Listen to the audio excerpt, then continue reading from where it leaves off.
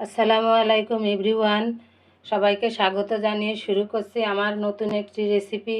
আপনাদের জন্য নিয়ে এসেছি কিভাবে সুস্বাদু মজাদার এবং মশমশা পেঁয়াজু তৈরি করা যায় সেটি দেখাবো। এখানে আমি খেসারির ডাল নিয়েছি, মুসুরির ডাল নিয়েছি। আপনারা শুধু খেসারির ডাল দিয়েও বড়াটি তৈরি করতে পারেন এবং খেসারি এবং মুসুরি একসাথে মিশিয়েও বড়াটি তৈরি করতে পারেন। দুই প্রকারের ডাউল দিয়ে পেঁয়াজুটি তৈরি করলে পেঁয়াজু খেতে অত্যন্ত মজাদার হয়। খেসারির ডালগুলো আমি 3 থেকে 4 ঘন্টা ভিজিয়ে রেখে ভালোভাবে ধুয়ে পরিষ্কার করে নিয়েছি। মুসুরির ডাল 1 ঘন্টা ভিজিয়ে রেখে ভালোভাবে ধুয়ে পরিষ্কার করে নিয়েছি। খেসারির ডালটা একটু বেশি সময় ধরে ভিজিয়ে রাখতে হবে, এতে খেসারির ডালটি নরম হবে, বাটতে সুবিধা হবে। এই খেসারি এবং মুসুরির ডাল আপনারা ব্লেন্ডার করেও নিতে পারেন, আবার পাটায়ও বেটে নিতে পারেন। ডাউলগুলো আমি ভালোভাবে বেটে নিয়েছি, একদম ফিনিশ করে বাটি না, একটু সাবা সাবা করে বেটে নিয়েছি। এখন আমি এখান থেকে অর্ধেক ডাল দিয়ে পেঁয়াজু তৈরি করব এবং আর অর্ধেক ডাউল একটা বক্সে ভরে ডিপ ফ্রিজে সংরক্ষণ করা যায়, পরে বের করে পেঁয়াজু তৈরি করা যায়। পেঁয়াজু তৈরি করার 3-4 ঘন্টা আগে বের করে রাখতে হবে। এখানে আমি 1 কাপ মতো ডাউল বাটা নিয়েছি, পেঁয়াজ কুচি দিয়ে দিলাম। পেঁয়াজু তৈরি করতে পেঁয়াজের পরিমাণ বেশি দিতে হবে বন্ধুরা, তাহলে পেঁয়াজুটি খেতে সুস্বাদু হবে। এর মধ্যে পরিমাণ মতো মরিচ কুচি দিলাম, হাফ চামচ লবণ দিলাম। ডাউলের পরিমাণ কম হলে সব মশলা কম দিতে হবে, ডাউলের পরিমাণ বেশি হলে মশলার পরিমাণ, পেঁয়াজের পরিমাণ বাড়িয়ে দিতে হবে। হাফ চামচ হলুদের গুঁড়া দিলাম, সামান্য পরিমাণে জিরার গুঁড়া, ধনিয়া গুঁড়া, মরিচের গুঁড়া দিয়ে দিলাম। এখানে আপনারা আদা রসুন বাটা দিতে পারেন, ধনিয়া কুচি দিতে পারেন। সব মশলা দিয়ে পেঁয়াজগুলো ভালোভাবে মাখিয়ে নিতে হবে যাতে পেঁয়াজগুলো সুন্দর নরম হয়ে যায়।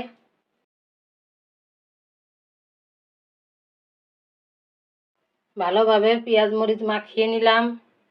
এর মধ্যে 2 চামচ পরিমাণ চাউলের গুঁড়া দিয়ে দিলাম। চাউলের গুঁড়া দিলে পেঁয়াজুটি অনেকক্ষণ ধরে মশমশা থাকবে। এখানে আমি বেকিং পাউডার, বেকিং সোডা কিছু ব্যবহার করব না বন্ধুরা। বেকিং পাউডার, বেকিং সোডা ব্যবহার করলে পেঁয়াজু ভাজতে বেশি তেল লাগবে। মাখানোর পর যদি মনে হয় মাখানোটা অনেক নরম হয়ে গেছে, তাহলে আর একটু চাউলের গুঁড়া দিয়ে মাখিয়ে নিতে হবে। হাতের কাছে চাউলের গুঁড়া না থাকলে ময়দা দিয়েও মাখিয়ে নেওয়া যায়। এখন পেঁয়াজুর শেপ তৈরি করব।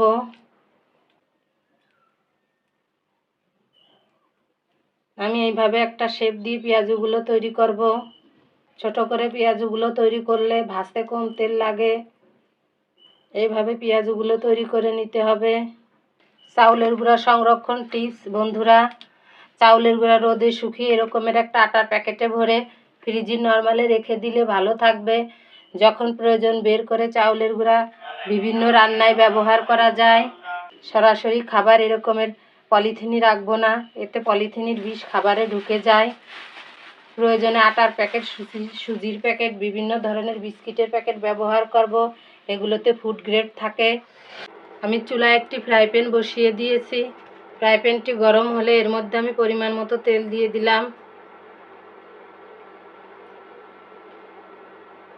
তেল গরম হলে এর মধ্যে আমি পেঁয়াজগুলো দিয়ে দেব। বিসমিল্লাহ।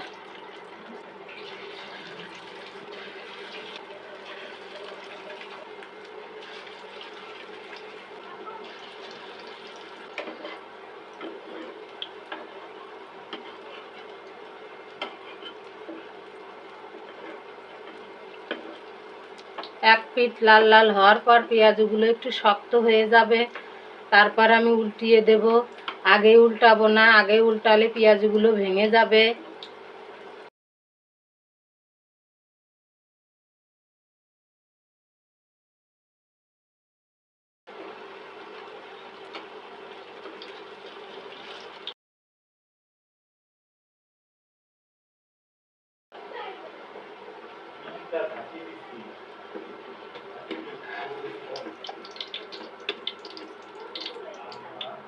2 পিঠ লাল লাল হওয়ার পর পেঁয়াজগুলো তুলে নিতে হবে।